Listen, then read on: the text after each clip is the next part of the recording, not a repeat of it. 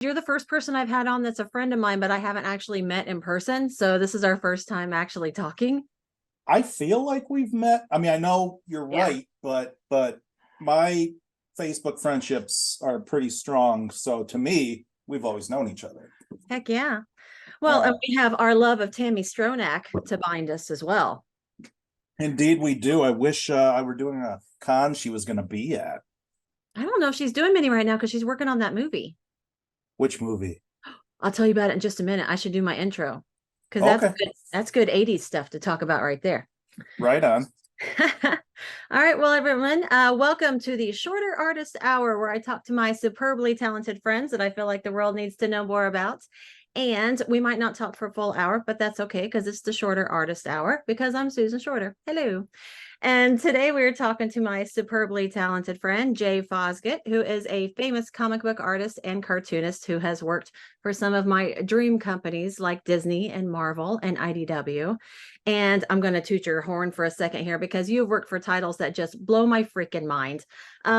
Sesame Street, of course, My Little Pony, G.I. Joe, Transformers, Teenage Mutant Ninja Turtles, Star Trek, Popeye, Rugrats, Adventure Time, Labyrinth, Dark Crystal, Fraggle Rock. Jeez. How do you go from being a Midwestern boy growing up when we did to like working for all of these things that we grew up watching? I tell you that the internet has everything to do with me having a career, because, 30 years ago, if you got into the comic industry, you had to live on the East Coast or maybe even the West Coast. And thanks to the internet, nobody has to do that anymore. So I grew up in Michigan. I've been living in Metro Detroit for about 15 years now, and it's perfect. Plus, I'm 15 minutes from the airport if I have to go to either coast for something. So that's kind of that's the short version of how it happened. Wow. But yeah, I broke into comics in 2006 in a small way and in a bigger way in 2008, and that's been full time ever since. Okay, right. So did you go to art school? I honestly didn't. I'm completely self-taught. I went to college. I spent way too many years in my community college, graduated from there, transferred to Central Michigan University, spent 3 years there, got my degree there in arts with a minor in theater. But aside from practical experience, particularly in theater, like theater gave me so many storytelling skills I didn't previously have and character building skills that actually translated into comics so ideally that I Absolutely. recommend young up and coming artists take some theater classes, get involved in community theater, and it really does tie into the comics industry in a big way. It did for me. Yeah, I can see that because it's communicative drawing. And that Mm-hmm. makes sense with theater because you're learning expressions and how to tell the story in movement. And so Mm-hmm. that makes a lot of sense that would be a great Yeah. tool for that. Staging a scene, especially working in sequential art, which is comics, staging a scene, blocking out movements from a play, it's all the same thing, just the end result is different. Yeah. Yeah. So when did you start drawing? When you started picking up the pencil? What was that like? Oh gosh, I was kind of a natural devotee of drawing from age 2. That's You what I did for fun. Yeah, I started at age 2. I still have a couple of my drawings from back then, thanks to my mom hanging on to those. I love Um, that. yeah, and then by age 5, I had seen a special on TV showing Charles Schultz, who created Peanuts, Charlie Brown, Yeah. at his drawing table. And that's when I first said, I'm going to be a cartoonist when I grow up, you Yeah. know? Um, and sort of at that same time, I idolized Jim Henson and his creations, every creation from the Muppets to Fraggle Rock onward. Yeah. And I wanted to be a part of that world too. And to varying degrees, that's exactly what happened. I ended up being a cartoonist when I grew up. Um, and I've done, a lot with Jim Henson properties as well. And they are continuing influence on everything I do, and Jim is. So yeah, it all kind of came full circle for me. Yeah. Can you imagine like talking to your 5-year-old self and being like, see, we're going to work for this company. Do you think your mind would have been blown and you've been like, yeah, I know. I no, it still blew my mind because yeah, when I was like ages 5 to about 11, maybe 12, I was telling everyone I'm going to work for Jim Henson in some way, and I'm going to be a cartoonist. It's both going to work. Yeah. And then when I was 11, I had written Jim Henson a letter. Miraculously, it got to him, um, saying, I really want to work for you when I grow up. I'm, the biggest fan of everything you do. Here's some samples of my art. But I was worried that the Muppets might have closed up shop by the time I grew up. I'm like, you got to be in your 40s. Yeah. So, Oh, yeah, you're on because borrowed time, man. that's it. When you're 11, it's like 40s. You got one foot in the grave. No, I So, actually know about that letter because when I was doing some Google searching on you to try to get some material that I didn't know, I saw that that's like it was in a museum. It was in a Jim Henson exhibit. permanent exhibit, yeah, in Queens at the Museum of the Moving Image, MoMI. Yeah, MoMI. Movi? I never know the acronym. But yeah, Museum of the Moving Image. And so that's a whole other thing. So I wrote this letter to Jim when I was 11, and it got to him, and he wrote me back. And the letter he had sent me, I mean, obviously meant the world to me. I was flabbergasted as a kid. I'm like, I mean, it was him. Yes, yeah. So, but as things do happen, I lost it for a big period of my life. I just, I move around. I moved from my childhood home, going to college, moving to a variety of apartments in the last 20 odd years. And it's like I lost the letter and it killed me, but there was nothing I could do. Oh, And then in 2013, it gets a little sad here, but my ex-wife, or she decided she wanted out of the marriage. And so I was going through that, and it kind of tied in at the same time with my evolution in the comics industry, because Bodie Troll, my second creator-owned book, was coming out at the same time. And so I felt like I was being pulled apart, and I was in a very dark place at the time. And then as my ex is packing up her boxes to move out, I get this email out of the blue from Karen Falk, who is the head archivist for the Jim Henson Company. I knew who she was, but she wrote me and she goes, "You don't know who I am?" I'm Karen Falk. Here's who I am. We were going through Jim's files, Jim's old files, because she's the archivist. yeah. And not only did they find my letter to Jim, but he had saved a copy of his response to me. So she was like, and I was just so excited when I saw that. And I was so curious if Jim seemed to see a lot in you. And I was curious if you grew up to be a cartoonist. So I Googled you, and sure enough, you did. So I wanted to send you these scans of both your letter and Jim's letter, and just tell you we're proud of you. And if we'd love to meet you, if you ever want to come to the Jim Henson Studios in Queens, you got an open invitation. So that's what ended up happening. And that was the same life affirming moment that I had when I was 11 years old, to an even higher degree. Wow. And totally justified the trajectory of where my life had been going all that time, when I was so uncertain, knowing I want to be a cartoonist, I want to work for Jim Henson, but it might not happen. I'm just a kid from the Midwest now, and a young adult from the Midwest. How could that ever happen? And that's exactly how it happened. It was like Jim was looking out for me. That's how I felt. I was like, I don't want to get too woo-woo on you, but doesn't that kind of feel like sometimes the universe will just step in when it's necessary and give you what you need and keep you on, well, I guess, our destined path? Or yes, I mean, I am not religious in the textbook sense. I am spiritual, and I am open to the possibilities of fate intervening, especially when stuff like that happens at that moment. Yeah. When I was pretty desperate at the time, and that just, everything really took off from that moment in my career. Yeah. I also believe in what we focus on, it grows. Like the big thing in the 90s and stuff, The Secret, the law of attraction sort of thing. Because you mentioned getting started early. My mom had me in my first gallery when I was 4, and it was a drawing of a unicorn. And here I am doing fantasy art and children's book illustrations. Perfect. So yeah, I believe in The Secret, but again. Yeah, I mean, I remember that being called, that book, and that belief, and I never read up on it, but it certainly aligns with that. Yeah. It's just what you truly believe and what you focus on. That's what's drawn back to you. The It same makes energy. sense to me. Yeah, it makes, I believe in energy, definitely believe in Yeah. energy. I mean, we are all energy. So, Yeah. yeah. Well, we're both from the Midwest and I'm just picturing, now the same age too, just about, I think. So I'm Yeah, picturing you like, I'll be 49 in October. okay, I'll be So, 46 in December. okay. So Saturday Yeah. morning cartoons are on and you're on the shag carpet and all that. What's your jam? What are the cartoons that like Oh get my you? gosh. The ones that inspired me the most Yeah. as a kid, all the weird 1970s Hanna-Barbera stuff. Okay. Even though that was like a little, I was like young when a lot of those were on, like Jabberjaw, Hong Kong Fooey.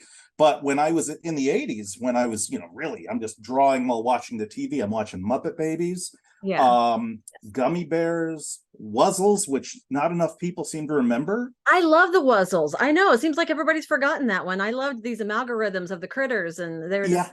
fantastic. Yeah. Oh, the designs were great. The stories were great. And it was this throwaway concept that Disney had. Like someone came up with this idea at Disney and they're like, what are we going to do with it?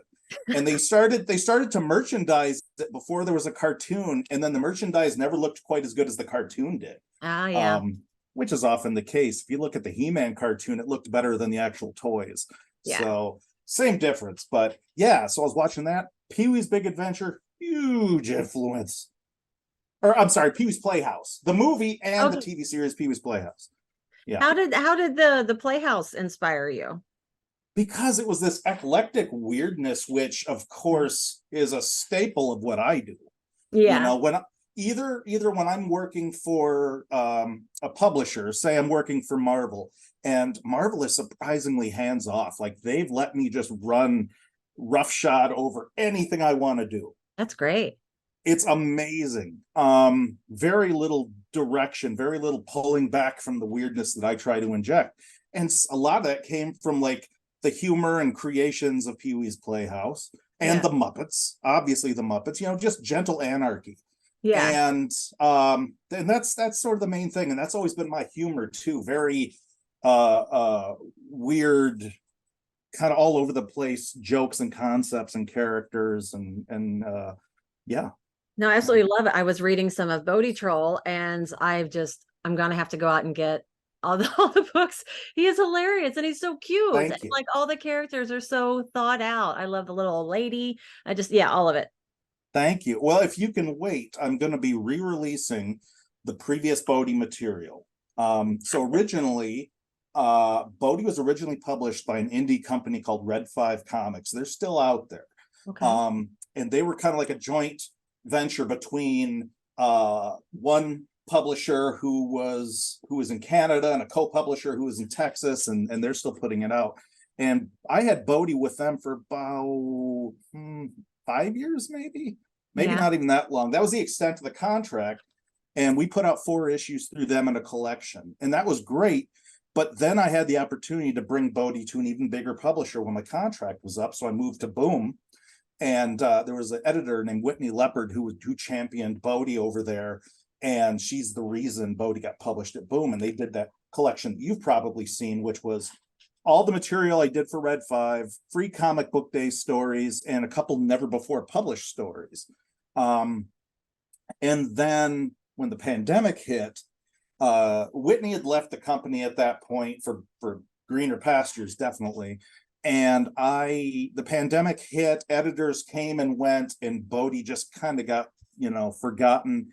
And Boom was very cool, and we very friendly, parted ways. And I have all the publishing rights back to Bodhi. So I'm going to be re-releasing it all myself Okay. in the spring. So I have the old material that's going to be in a collection. I'm going to add some new stuff to it. And then I have a brand new volume that's all I'm working on. Literally, it's right here in front of me right now. Nice. So that's going to be coming out about the same time. Well, switching from doing it with a company to doing self-publishing, are there any challenges you didn't expect or There are less challenges, to tell you the truth, really because get more when you're control? going, oh, that's it. I mean, control is everything. Yeah. Pardon this, by the way. I have sinus issues like a mother.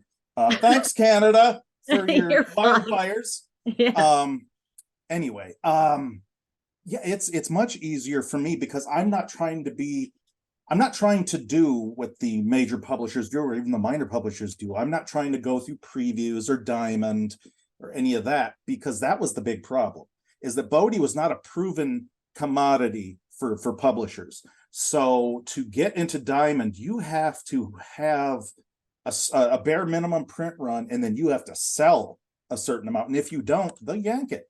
That's stressful. Yeah, you could have been working on that book for several years, which in my case I was. Mm.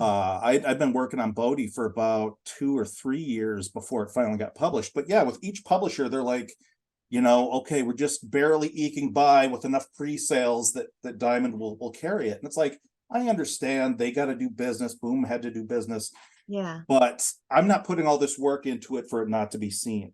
So my whole formula for doing this is very grassroots. I'm gonna sell copies of Bodhi on my website, Sure. but primarily I do so many conventions throughout the year. I'm gonna have it at cons, and Bodhi cleans house at cons, Yeah, I can because imagine.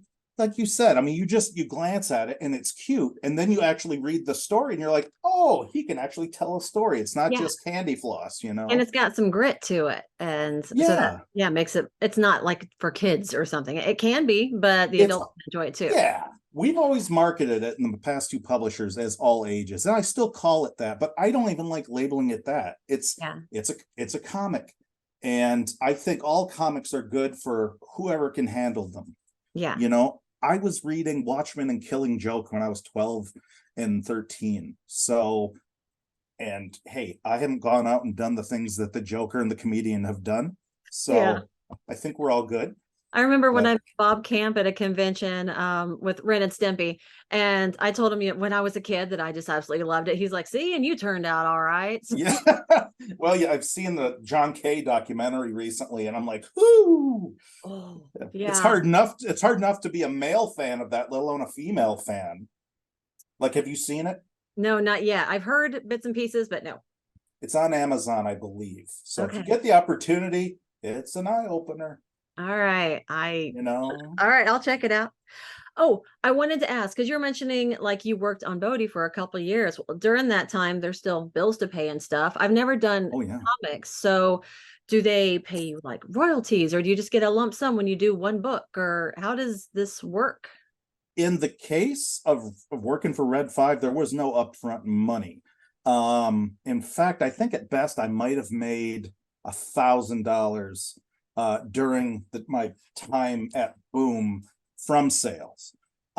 Because first of all, the company has to cover all their costs before you see a dime. Yeah. And I understood that going in, and I understood I'd have to be doing other work. And as I'm working on Bodhi, and things got a little tight in the very beginning, but just a little bit, because I always had other artistic endeavors that were supplementing my income. And I'm friends with Katie Cook, who was one of the main writers on the My Little Pony series for IDW. And she pushed hard for me to be an artist on that series. You should send her my website. I should do that. Just randomly. That's okay. Go ahead. Go carry on. Yeah. No, she was honestly the first friend I made when I moved down to Metro Detroit Awesome. back in 08. And she has definitely been instrumental, not only in the trajectory of my career, but in getting to know all these artists who were working in the industry that happen to live in southeastern Michigan, which That's is priceless. more than you can imagine. I Yeah. didn't even know. But yeah, so she basically, bugged me to make samples for My Little Pony, and then bugged her editor to look at them. And it started off with the editor saying, "Hey, do you want to do a cover for us?" I'm like, "Yeah, let's do that." And then he was like, "Changed our mind. We want you to draw a whole issue." I'm like, "Holy shit." So that's how that happened. Yeah. Yeah. Yeah. So, and then after that, I worked steadily on My Little Pony for about 4 or 5 years while I was working on Bodhi at Red 5.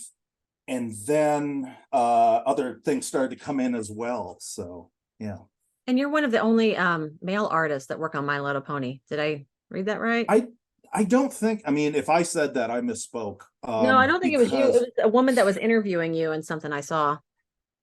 No, that's definitely not the case. I can think of two, there were at the time, there was at least four of us Okay. who were guys that were working on it. Um, I just like to see so many so females working on a title. That's pretty cool. absolutely. Well, the beauty thing about the My Little Pony comics is the people who worked on them all were either fans of the series already or Yeah. had that kind of sense of humor, that oddball, non sequitur sense of humor. So, Right on. and I was one of them. So, Heck yeah. Well, whenever getting into the art world is like, yes, we know how to draw. We study that. We go to school for that. Some of us do, some of us self-taught, all that sort of thing. How did you teach yourself the business end of it? oh gosh, it's just every day you learn something different, and you learn things the hard way. Like I asked advice of established cartoonists as far back as, oh gosh, I don't know, early to mid 2000s, saying, how do we do our taxes? How do we get the attention of a publisher? How do we do this? How do we do this? And they might or might not have given me some tips along the way, but it is honestly a trial by fire. Yeah.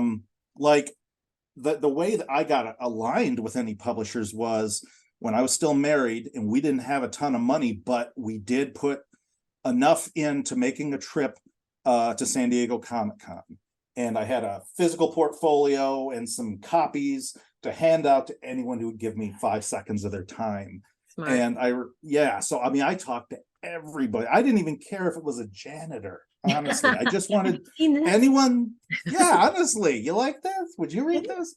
Um, and so that's how I found my first publisher for my original graphic novel Dead Duck, which came out in 09, and then for Bodie Troll, which came out in 2013 or 12 13. Oh, So that's so cool. Yeah, the business end is so rough. This is my first year being 100% freelance. So part of the reason why I started this podcast is so that I can, just ask all of you guys questions. one of the things I've learned, that one of my former publishers had told me, he was like, automatically set aside 20% of whatever you made that year, and that's your taxes right there. Yeah, I don't think And it's like 25 to be safe. I'm sure it's probably that at this point. Yeah. In my case, I'm a saver, so I always have enough money to pay my taxes. Sometimes I think it's a little inordinate. I'm like, I don't think I should be paying that much, but whatever. The more successful you are, the more taxes you're going to pay. So that's something else they don't tell you. Yeah. So do You you do them know, quarterly or do you do them just like once a year? I've heard all I different. just, I do it once a year because I remember talking to one of my various accountants that I've had over the past couple decades, and they're like, well, if you only do it once a year, you'll be paying a penalty. I'm like, how much? They're like $20. I'm like, yeah, then I'm going to do it once a year Yeah. versus paying my accountant $300 to $500 to do my taxes 4 times a year. Yeah. That didn't pan out. It still doesn't pan out for me. So there's that. And, wink, wink, you might get creative at what you claim, Hmm. what you admit. Yeah. And nobody, you might not. Oh gosh. Well, we've talked about a lot of different cartoons and all those kinds of things that might have spurred your love for this. But do you Yeah. have any favorite artists? They don't even have to be in this genre that you Oh just my look at and you're gosh. like, oh yes. Tons. I mean, obviously there's a lot of comic book artists I admire, but before comic books for me, there were comic strips. And Hmm. so I loved Burke Breathed, who did Bloom County, and certainly Bill Watterson, who did Calvin and Hobbes. Yes. I unashamedly love Jim Davis's work on Garfield, even though he's always had a team working under him. It's all to draw in his style, and I still love Garfield. I grew You up too? drawing Garfield. I love Garfield. Yeah. Every year I got to watch the Halloween special. Oh, It's it's one of the best Halloween specials. yes, it is. And I'm just sad they don't play it on TV anymore, but that's okay. I got my VHS, I got my DVD. I am See, and hooked. that's and also for me, Charles Schultz and Peanuts. And so I was Yeah. going to say that's how I feel about the Peanut specials, because now I guess Apple owns the rights to broadcasting them. So which is why we don't see them on ABC anymore. And they were originally on CBS when I was a kid. It's a Um, tradition. it is a tradition. And it was really cool when PBS said, hey, we're going to show it on PBS. You can watch it for free, like when you were a kid. And I Yeah. think that was a year or two ago that they did that. But yeah, Apple's got their hooks in it these days. And Sex. yeah, but like you, I own the DVDs. Mm. So Well, one thing I'm curious about because, well, we mentioned earlier we both have the love for Tammy Stronach and the Never-Ending Story. Have you mhm. ever like come across that you're a fan of somebody and they're a fan of you back, and it's just insane Yeah. to Oh, think. so okay, when I started on my first graphic novel, Dead Duck, um, and I was looking, as is sort of a tradition, you look for artists to do pinups in the back of your book, which are single illustrations Oh, that are drawing your characters in their style. And I literally reached out to one person, and that was Chris Sanders, who created Lilo and Stitch. And he was co-director in Lilo and Stitch, co-writer in Lilo and Stitch. He was the voice of Stitch, and went on to co-direct How to Train Your Dragon and a bunch of other things. So I wrote him on MySpace. That's how long ago it was. cool. And I said, listen, I'm a big fan of your work. You're a huge inspiration to me. And I wanted to ask you if you'd be interested in doing this. And he wrote me back and he goes, yeah, I've been a big follower of yours too. I'm like, shut up. And he goes, no, I've been following your stuff here on MySpace. I absolutely love it. And I'd be honored because no one's ever asked me to do stuff for a comic before. So he just drew this incredible pinup of Dead Duck's friend and assistant zombie chick. And it's just it's stunning. I have to see And it. where did you see it? I bet you can Google it and find it. I'll try. Um, it's gotten to the point. So he reprinted that piece in one of his sketchbooks some years back, and people thought that he created Zombie Chick, and I'm like, honestly, I don't care. I'm not ashamed of that, or I'm not upset by that. But yeah, and what was funny is he drew her, he colored, it was beautiful, and goes, I want her leaning on a tombstone, but I'm kind of busy now. Do you think you could draw and color a tombstone? I'm like, you're damn right I could. Yeah, So collab on the piece with you. yeah. So that's exactly we collaborated, and I said it's the best tombstone I ever drew my whole life. So yeah, that was That's amazing. So awesome. yes, that's one instance. And I've also become very, very tight friends with a lot of Muppet performers who ended up being fans of my work, and were very, like Bill Beretta, who took over almost all of Jim Henson's characters. We talk quite a bit, and he's commissioned me a couple times to draw some Muppet stuff for him before. And his brother Gene is an amazing illustrator, and we're really tight friends too.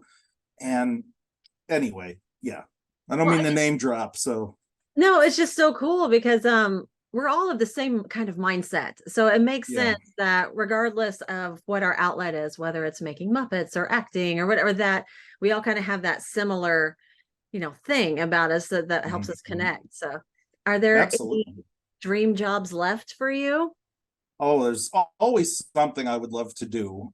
Sometimes I'm surprised by the stuff I get, because what was it, about 3 or 4 years ago? It was Popeye's 90th anniversary, and he's my all-time favorite cartoon character. Really? I've loved Popeye since I was little, and I've got so much Popeye crap here, and I've drawn him a million times. Did you My like the friend Robin Heather, Williams movie? Sorry. the Robin Williams movie, is that what you said? Yeah, One of did you my like it? all-time favorites. Loved it. Loved it. I would argue that's my all-time favorite comic book movie, if you will. Wow. Yeah. Nope. Absolutely love it. So my friend Heather Antos, who was an editor for Marvel and then has gone on to other publishers since then, bigger and better. She was friends with an editor at King Features Syndicate who owns the Popeye rights, and they were looking for different artists to each draw their own Sunday Popeye strip that they would publish once every Sunday throughout the year of Popeye's 90th anniversary. So I was asked to be a part of that. Wow. And it is the one project I may be most proud of that I have done thus far in my career. That was a licensed character, because I got to write, draw it, color it, and Wow. nobody said anything. They're just like, you do what you want, you That's know? fantastic. Yeah. So But yeah. is Yeah. that out there in the world where people can find it online? Yeah, not only is it out there, but a new book just came out, and I don't think, oh, yes, I do. I'll show you. So this book just came out. It's called Popeye Variations. Cool. And I'm in this book twice, actually. It's an art book, different artists' interpretations of Popeye. And I had drawn a cover for some Popeye collections that were published by IDW some years ago. And I did a gender swapped Popeye. And that got published. And so that's in the book. And then my Popeye comic strip, which I didn't even know this book was being made. I Yeah. found out after it fulfilled its Kickstarter. Then they're like, "Hey, this is being made." I'm like, I guess I'll promote it. So Wow. yeah, Well, congratulations. That's got to feel awesome. it's very much very awesome, and I've been very lucky to get to contribute to some of my favorite cartoonists' work. One of my like a true mentor to me was Greg Evans. Is Greg Evans, who created the comic strip Luann, and he was one of the very first cartoonists to correspond with me back in the 90s when I was in college, and I would show him my work, and he was very honest and giving me some really practical advice on this, that, and the other. And we've been friends ever since. And there's a good possibility we'll be collaborating in the near future. We've been talking about it, but yeah, these professional relationships have become some of my best friendships. I love that. Same here. But as far as you mentioned the 90s, I mean, that's kind of before we had our own websites and all of that stuff. So how did you meet these people? Did you just travel to all the conventions or send letters or? Not in the 90s. No, in the 90s, of course, we're talking like around 98. So it's sort of the dawn of the internet. Yeah. And I would just start looking up the email addresses of cartoonists I admired. And so I wrote him, and I remember I wrote a couple other, because at the time my focus was comic strips, because I had no idea that newspapers would tank within 5-6 years of that. Yeah. So that was my goal. So I'd written him, I'd written the cartoonist for Arlo and Janice, probably wrote Burke Breathed, whoever's email address I could find, guys I admired. Yeah. I wrote them. He's the one guy to write me back, and he's wonderful guy. Yeah. Wonderful guy. So, yeah. That's so cool. Well, your Popeye is like Gem and the Holograms to me. So if you ever hear of anybody working on a new Gem and the Holograms kind of thing, well, I know they did the comic book, but I mean like the old They did. school. I know. That's my heart. One of my former colleagues who worked on the My Little Pony book, Sarah Richard, she did some Gem work because she's also a huge Gem fan, Oh, and became friends with the voice actor who voiced Samantha Gem. Newark. Yeah, I guess so. I'm not as familiar with the voice actors on that show, other than guys that have done so many voices since the 70s. I'm a voice chaser. Yeah. So I know Samantha but either did the singing or the talking. Sorry, I'm not sure which one, but go ahead. it was whoever did the talking. Okay. So, but in any case, yeah, she did some gorgeous covers for Jim and the Holograms, and I don't even know who has the license now. I know a lot of those Hasbro properties have moved over to, oh gosh, not IDW. It's either Boom or Dark Horse. I can't remember, but yeah, I mean, IDW was the home for Hasbro stuff for a long time, which is how I ended up doing covers for GI Joe and Transformers miniseries and Micronauts and a few things like that. So, Were you fans of those cartoons or? only Transformers. Like, I have no use for most war related pop culture. But Transformers were cool. They're hard as hell to draw. Yeah. Well, and I would think with like GI Joe, I mean, if you weren't a fan of it, then you have to go into it and learn about all the characters and all this stuff too before, I mean, that's a lot You're of work. right. I'll tell you the truth. I wasn't a fan of My Little Pony. Like, I didn't not like it. I just didn't consider it. Wasn't on your radar. And yeah, but I remembered it from when, back in the early 80s when they had those really cruddy cartoons that they did of them, that people are trying to forget. Did But you do childhood just now? I love the 80s My Little Pony. I watched them. I would watch them Yeah. before school because there's nothing else on, but they weren't my favorite cartoons on there. I remember You're they used to more than have a 6-year-old girl, so right. Well, they had, what was it, My Little Pony, and then they had the Potato Head Kids, and they were like, you remember that? yes. It was the same block of cartoons. So, and yeah. But I don't remember much about those. I just remember the ponies got a lot cuter in the 2000s. So Agree to disagree. It's fine. a lot more, well, they were more fun to draw, I'll say that. I could see that. Yeah. But Yeah, so honestly, I wasn't a fan of GI Joe or My Little Pony, and only a fan on the periphery of Transformers because I grew up watching the cartoon, and I just, it was like a gig came along and I took it. And a lot of stuff I do at Marvel, it's the same thing. I love Spider-Man. I've gotten to draw a substantial amount of Spider-Man and Deadpool and characters like that, which I love. But then I also drew some characters that I'm just like, meh, but it was a lot of fun, Yeah. you know? So ultimately, it's like, it doesn't matter what you're drawing for these companies, it's the fact that you're drawing for these companies. Absolutely. And with the amount of creative freedom that Marvel has honestly given me, I've been working on and off for them since 2016. They can always have me. I'm always at their service. So Now, I don't know how it affects the comic industry at all. It might not whatsoever, but is AI a concern for you whatsoever? it's a big one. Yeah. Us being Facebook friends, you can go back and see the missive that I wrote. I wrote all about AI, and it lost me a couple followers. Because those who can't draw look at AI like, well, it levels the playing field because it's no fair that you guys got the talent and the drive to do that. We should be able to do it too. I'm like, why?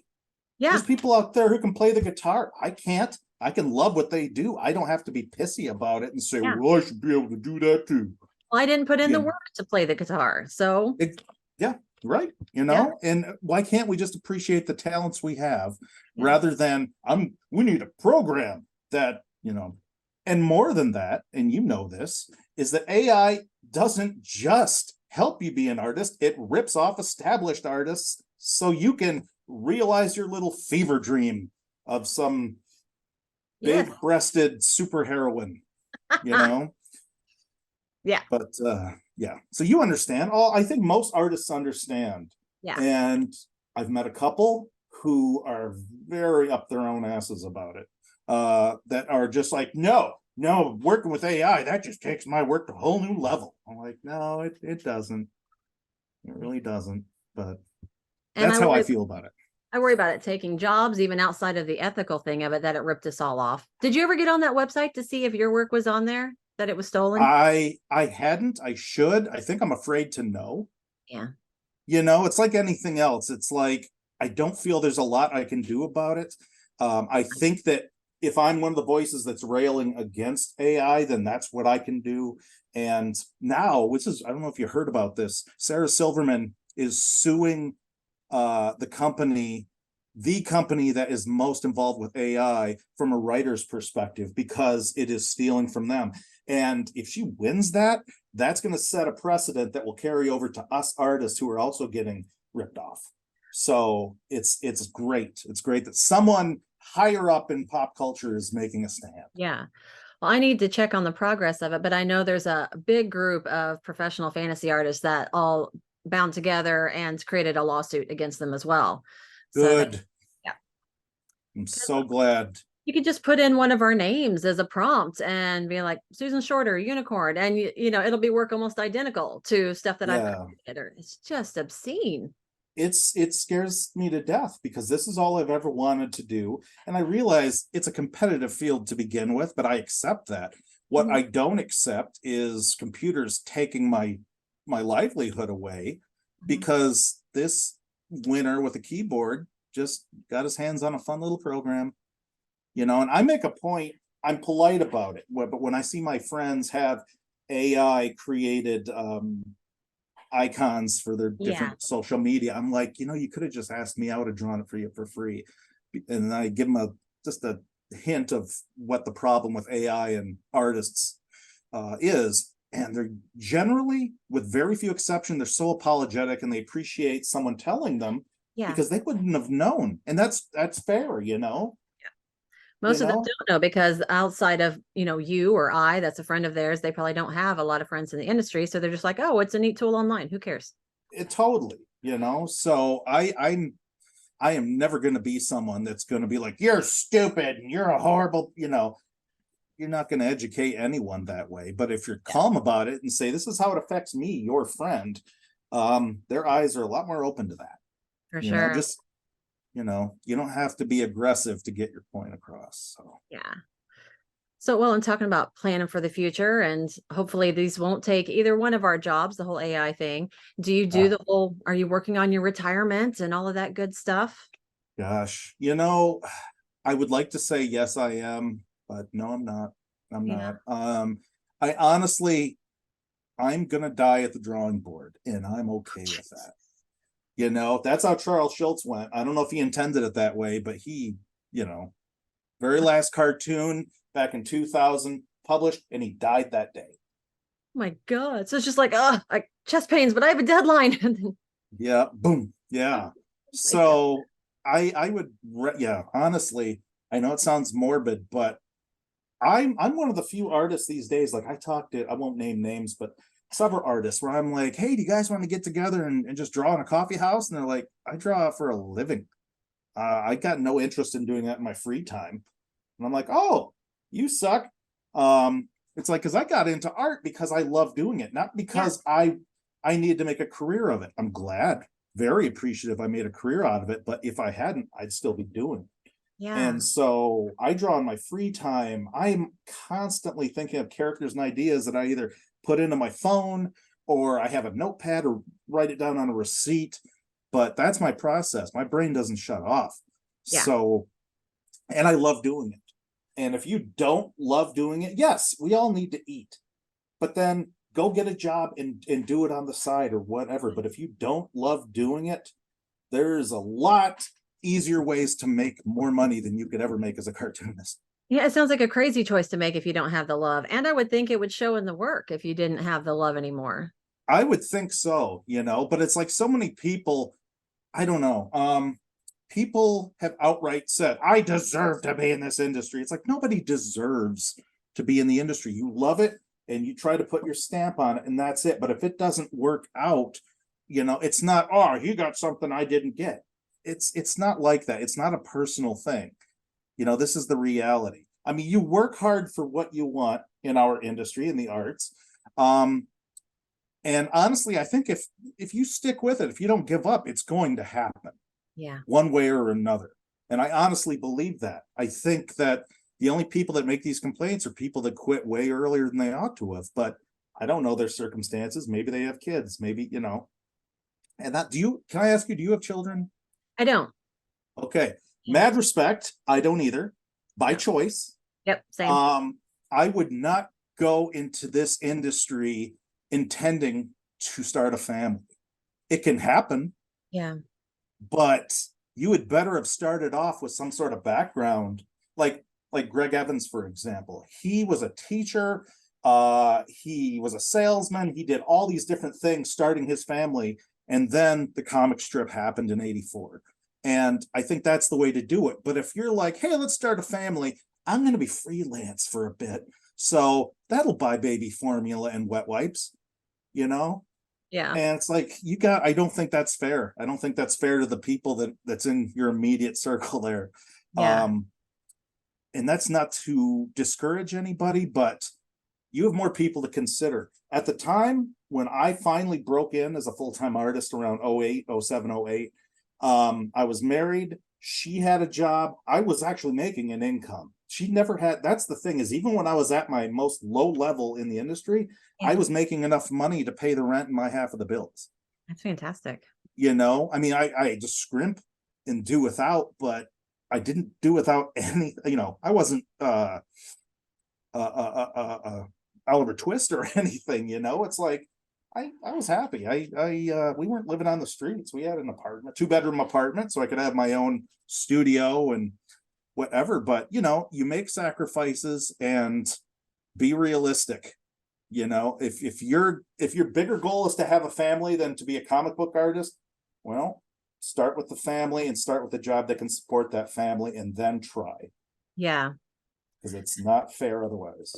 Because I always thought, well, maybe one day I'll have a family, but I knew for damn sure I wanted to be an artist. So I stayed on that track and just put my energy into that nonstop. And now I'm like, well, I'm 45. Okay. I guess this is what it is. Yeah, it never bothered me, and that was a conversation I'd had early on, before I was even married, but we were dating. And I said, I don't want kids. You should know that going in. And she had different periods of accepting that and then not accepting that. And that's fine. She said, I have a right to change my mind. And I said, I have a right not to change mine. And I Sure. was always upfront with you about how this was going to be. And then that's not ultimately what broke our marriage up. It was something out of my hands completely. But the point is, if you want to, in the very least, if you want a relationship, that person has to be on board with what you're doing, and you have to support them too. Yeah. I don't mean to make it sound like a one-way street at all. Like if that person, say that person makes more money than you, they are the principal breadwinner, for lack of a better descriptive. You still got to be there for them as a freelancer. I did all the grocery shopping. I, made sure all the bills got paid and all that stuff while she worked more or less a 9 to 5 or less when I was working at home. So I was doing my job, but I was also taking care of household needs. So you make that work. Mm-hmm. But a kid is a whole other thing. That's like a house you got to put through college. Yeah. So Because not yeah. I grew up Go as ahead. a Midwest girl born in 77. So it's always kind of assumed that you're going to have kids. But I was Oh, never, yeah, growing up in the country, it's like, well, when you'll change your mind sort of thing. So I always kind of assumed I just would because that's just what happens. But does. I was never one of those girls that was like, oh, I can't wait to have kids. I was always kind of like, well, maybe they'll grow on me. But Yeah. Well, I was just more focused on the career. I wanted to get out of the small town, but now I'm back in the small town because it's comforting. But I just wanted to get out and do things, and I just wanted to pursue art with every fiber yeah. of my being. Do you discuss, and feel free to not say it, but where are you from? I'm in Indiana, so I was originally from Greencastle area. I don't know if you know Indiana much. You're not far from me. No, Wait, I'm in Michigan. Michigan? So, Michigan? Yep. So central Indiana, then now I live in southern Indiana outside of Bloomington. And okay. my husband is a fellow creative. He's a graphic designer at IU for their Oh, PBS affiliate. So nice. APBS. So we have his insurance and all that good stuff. And I work from home, but we have a 2-story, 2-bedroom townhouse here, but he has the second one. The second bedroom is his studio. So Yeah. mine is in the living room. So hopefully we can get a house at some point. But I I don't know how much I make a year because it's my first year freelance. Well, So exactly, how does that work? and my whole thing was I never knew precisely what I made year to year. I just knew that I could always pay my bills, Yeah, I pay my you bills. know. And 5 years ago, like I rented from 2001 till 2015 or 2018. I was always renting, and then finally I was like, I got enough money now, I could buy. Yeah. And I bought a townhouse, and it's the house of my dreams because it's huge, and because it's in Michigan. It's not like trying to live in, say, California or on the East Coast. I don't know how it is in Indiana, but the rates are much more reasonable out here. Oh, considered California. Oh God, yeah. I mean, I Yeah. know there's areas of our varying states that it's probably like there's ungodly expensive houses that shouldn't be. Yeah. I bought at a time when the market was being very favorable to purchasers, and it's great. The whole lower level of my house is my studio. Like this was like a downstairs living room, and now it's my studio. And then That's I've awesome. got like a entertainment room over here and 2 spare bedrooms and my own bedroom, and it's just me and Goonie, my cat. So, and I love it. It's I it's wanted to wonderful. ask you about Goonie because that means you're a fan of the Goonies. Have you been to Oh yeah. have you been to Astoria yet? My best friend lives out there where they filmed it all. I have not, and that's definitely something I've wanted to do. I understand that the previous owners definitely didn't like the attention and would shoo people away, but now But they there's new just sold it. owners. Yeah. Yeah, Yeah. yeah. And the new owners, I guess, are definitely appreciative of the Yeah. fans. But the town in itself, like you can go to the jailhouse and it still looks exactly the same. And they have the car that was shot up with bullet holes is parked out front. And So they cool. they have a hidden room in the back where One-Eyed Willie is, and just like Oh, the town embraces it. It's so cool. And it's still a cute little small town with the big trees and the mist, and yeah. you would love it. I'm going next month, actually. We go every year. Take pictures. I would love to see I them. will. It's fantastic. from your perspective. Yeah, I've been a huge fan of Goonies my whole life. And when we got our cat when I was still married, and it was, my ex is like, I want a cat. I'm like, I don't know if we can afford a cat. Oh, then I want a baby. I'm like, let's get a cat. So so we went down to the local shelter, and she was like, you get to name it, because I wanted the cat, you can name it. I'm like, you're sure? She goes, yeah. And so this little kitten came right up to me and was so friendly. She goes, I guess that's the one. She chose you. I'm like, I'm naming her Goonie. And she's like, shit. But that was, so that's how it stuck. And Goonie. And they're like, that's plural. I'm like, just shut up. It's That's my what it cat. is. Mhm. Yeah, it's my cat. Yeah. Well, and then you ended up getting to keep the kitty. Yes, yeah. When we divorced, and we had two cats at the time, and originally I told my ex, I'm like, I don't know if I can take care of a cat, because at the time I was like, I don't know how much this divorce is going to affect my income. I mean, we left amicably, but I didn't know how well I was going to be able to handle things. And she goes, I think you're going to need Goonie with you, because she did choose you, and you're going to need the company. And she was right. And Goonie and I only got closer since it was just her and I, and she's my baby, and she's Oh. getting older. I had to take her to the vet yesterday, and there's some concerns about her, but she's still going strong. And as long as, she's kicking around my world, then she's welcome to it. So Yeah. My baby girl is my German Shepherd Penny. I love my cat Flopsy too, but my dog, she's 11 now, and I still call her the puppy, but she's not getting around as well. And I'm just makes me, I don't like it. I don't like it at all. How old you is just Goonie? can't. Oh, Goonie's 15. 15. So yeah. And the thing is, people are like, well, how old is she? And I'm like, I have to think about it. But at the same time, I'm like, doesn't matter though.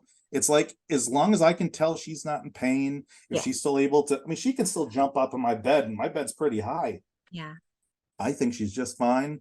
And I would never, unless I knew she was in pain, she's going to just grow old happily in her own home. Absolutely. I will build her a cart for those hips. I will do as long as she's not in pain. I will make sure she has whatever happiness that I can give her for the rest of her days. Totally. Totally. Because they are, and I know some people who have kids take offense at this, but it's like, I don't care. They are our kids, She's my you baby. know? Yeah, Goonie is not subservient to me, It's Yeah. like, we both live here, and I respect her space and things of that nature. And it's like, no, I mean, that's just how it is. I mean, I don't think people should take offense. You're saying your cat's like my kid. And I'm like, no, I like my cat. So um anyway, yeah, Yeah. that's how I feel about it. Well, I guess we should steer this thing back towards art a little bit. Oh, sure. Yeah, anything you want to know. Well, I I've know you given you most of the bullet points. you have some conventions coming up. Where are you going to be? So my next convention, it's a big one. It's Dragon Con in Atlanta. I didn't get in. I'm very jealous. Have you been there before? No, this is the first year I've submitted. I haven't been, but I had some friends that were going to go this year, so I was like, I'll give it a shot. It's hard to get in. Like, I've tried in the past, and it's like Mardi Gras for comic cons, I Yeah, guess. It I takes heard place that. in several different hotels. And so Artist Alley is in its own building, and then Cosplay Gamers is over here. There's a puppetry aspect that's over here. Fun. And so I've got, it's my first time doing it. We'll see how it is. Not looking forward to the swampy heat that Georgia will emanate. But we'll see. I'm not a huge fan of that, but Yeah, the friend that lives down there. He always calls it a good case of swamp ass. oh yeah, oh my god, yeah. Sad but true. So yeah, I'll be doing that. And then I'm not sure how chronological this is. I'll be doing Cincinnati Comic Expo, which is practically a hometown show for me because my friends run it, and it is lovely. Highly recommended. I mean, they have comic artists, they have authors, they have children's book illustrators. I would recommend you, if you ever wanted to do a convention, Yeah, and it's a reasonable sized one. It's not like going to San Diego where it's like, this is a city state right yeah. here, you know? I'm definitely open to more local ones. I feel bad. I got into Grand Rapids, but I just turned it down because it was going to be after, like, I have event after family thing after event for to where I was like, I just can't take on one more thing. Grand Rapids, Michigan? Yeah, Oh gosh, I'm doing Grand Rapids. I've done it 2 or 3 years now. I would have So seen you. Oh well. you would have, but that's anyway, it's a really good show too, But for future reference. So but yeah, that's a terrific one. I do one up in northern Michigan, already happened over Memorial Day, called Cherry Capital Comic Con, and that's up in Traverse City, Michigan. And that is a small, wonderful show run by the nicest people who have become family to me over the last decade. Anyway, yeah, so I'm doing those shows. Cincinnati, New York Comic Con I got into, so I just paid my table. congrats. Thank you. And I've done that show consistently since 2014. Yeah. But it's a little overwhelming, but it's worth it. I can imagine. I haven't been to that one. C2E2 is probably the biggest one that I've done. And Yeah, yeah, I like to keep them yeah, kind of close. But I have yeah. started, venturing out a little more. So There's one in Kansas City you might like. yeah. What is it called? You have to look it up. I can't remember the name. I haven't done it, but some of my friends have done it. They love it. That might, I don't know, geographically, it's probably just as far for you to do that as anything else. I think that Cincy is one that might be easiest for you to get to. Cincinnati's not bad. Yeah. I have several friends that live around Indianapolis who drive to and from that show, and it's fine for them. And they always have a great time, and it is an artist-centric show. Okay. If you can Yeah, that's cool. imagine that. I mean, these days Comic Cons are like, hey, it's Edward James Olmos, and it's so and so from Walking Dead. Oh, Yeah. you have comics too. That's nice. Good for Yeah. you. Oh You my gosh, you know, should listen to. I don't know if you've seen any of my episodes yet, but I did one with a friend of mine, Billy Cooper, who he runs two local conventions here in Indiana. And he is big on the whole like kind of like that. What's he call them? Celebrity petting zoos. He's not a big fan of those. Yeah, so he's very art centric. So if you're ever good. interested in just doing it like a 1 day con that's very art focused, Oh, definitely. totally. Yeah. They're hard to find because comic showrunners have come to realize this is where the money is. Now they shell out a ton for these actors, but they generally are going to make it back or close to it Yeah. for what people shell out for seeing these people. That's why I'll always do Billy's shows because he is a fan of the conventions. He used to go around when they were just in the lobby of a hotel, a bunch of stinky guys looking through boxes of comic I books. miss those days so Yeah. much. So he's trying to, encapsulate that feeling into a modern convention. So I think you'd That's like it. wonderful. I'm sure, yeah, feel free to share my information with I them. So will. yeah, I'm always looking for different shows to do, particularly smaller ones, because it's easier to reach an audience when you're not competing with 100 other artists or Yeah, 100 other artists and 100 celebrities of different ilk. So for sure. So it's your yeah. first Dragon Con. Are you bringing anything special? What's your My plan right now is to bring my Fraggle Rock book, which I have had at several conventions already. I wrote and drew this Fraggle Rock book for Boom Studios / Archaea about 5-6 years ago. And they put out both paperback and hardcover versions. And so I bought a bunch of their backstock for the hardcovers, and I've had them all season at conventions, and they do real well, particularly until I can bring Bodhi back into print. And when I can, then I'm going to have both of them. Yeah. And they'll take over the world. So When do you think but you'll have yeah, both out? I'm planning on having Bodhi in the spring. Okay. Because I am literally finishing up the second graphic novel now, and then it's just a matter of having it all laid out, which I have a friend who's going to help me lay out the books, and probably going to I would like to get a printer in the States, if not in Michigan, to cut out shipping costs, because Sure. that's a big part of it. Yeah. And I think I have somebody actually. So yes, I'm planning on next spring, in the very least, a reprint of the original book with new material, ideally both books. So yeah. Awesome. Well, I'm sure you'll be sharing that information anywhere because I'm gonna have to get my copy of the book and maybe even a signed copy of that book. Oh God, yeah, you will definitely get one plus a sketch in there. So Oh, I have you on video saying that, so I got to hold you to Oh, that. I please do. Please do. Before we wrap up, do you have any advice for these young enthusiastic artists wanting to up and coming? Yeah, well, so what I still advise everybody to do is figure out sequential drawing, which is drawing a comic book page, figure out the panels and all that. Once you have that, make some samples. It can either be, make some samples with established characters, use your own characters, whatever you want to do. Because the main thing is you take those samples, you go to one of the big conventions, by which I mean either New York or San Diego, and you harangue every editor, writer, publisher, janitor that you can find for just a couple of minutes of their time. That's how you're going to get the attention. That's how you're ultimately going to get work. I'm telling you now, I think those, some publishers will come in and they'll do portfolio reviews. That's nothing but a wank for the publishers. That very rarely, almost never amounts to work for the artists who are showing their stuff. Okay.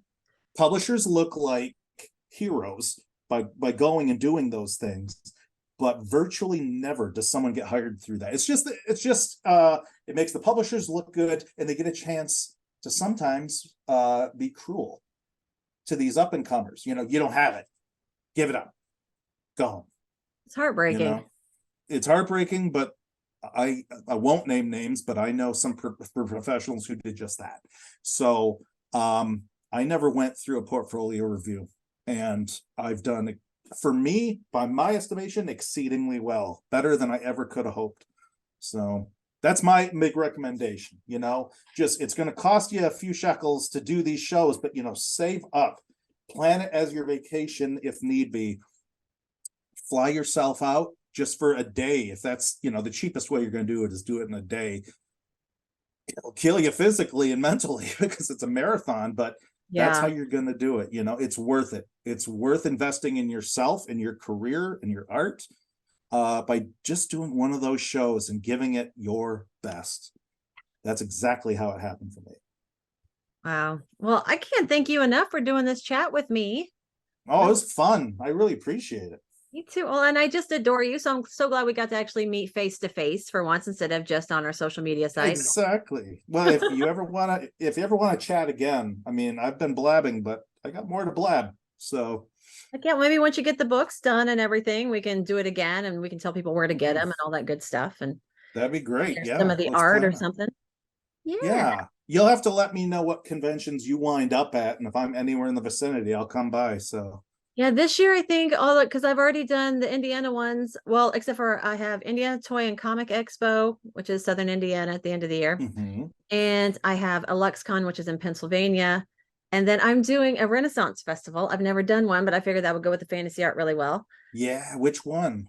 It's Clayshire Castle out here in the middle of Indiana. You can drive forever and it's just fields and fields, and then all of a sudden there's a fucking castle. So yeah, they do. I have a lot of friends who do Renfests, a lot of performers, so I may have a link to coming out there. So yeah. You should. It's a blast, and cars can't really get up to it too well, so they have everybody parked down this big field, and then you all pile into an old school bus and ride together in your outfits and stuff with your fake swords, and it's a hoot. Awesome. That's awesome.